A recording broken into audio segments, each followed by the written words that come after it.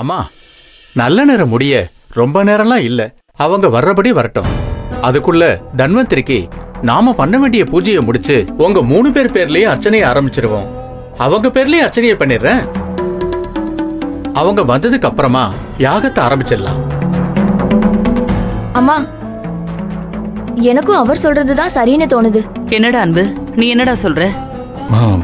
அர்ச்சனை பண்ணிடுவோம், அதுக்குள்ள அவ வந்துருவா. சரிங்கய்யா, நீங்க பூஜை ஆரம்பிச்சிடலாமா? அம்மா, பேரு ராசி நட்சத்திரம் சொல்லுங்க. லலிதா. லலிதா. தனுசு ராசி. மூல நட்சத்திரம். யாழினி. கும்பராசி. பூரட்டாதி நட்சத்திரம். அன்பு. மேஷராசி. பரணி நட்சத்திரம். ஆனந்தி. துலா ராசி. சுவாதி நட்சத்திரம். ஓம் தன்வந்திரி பகவானே போற்றி.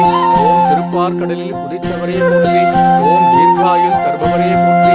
ஓம் துன்பத்தை துடைப்பவரே போற்றி. ஓம் அச்சம் போக்குபவரே போற்றி. ஓம் அஷ்டாங்க யோகியே போற்றி. ஓம் அபயம் அளிப்பவரே போற்றி.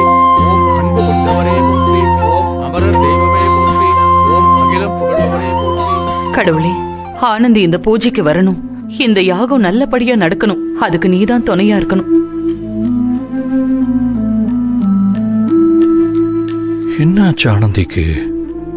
ஏன் இன்னும் வரல? கடவுளே, ஆனந்தி எந்த தடங்களும் இல்லாம வந்துடணும்.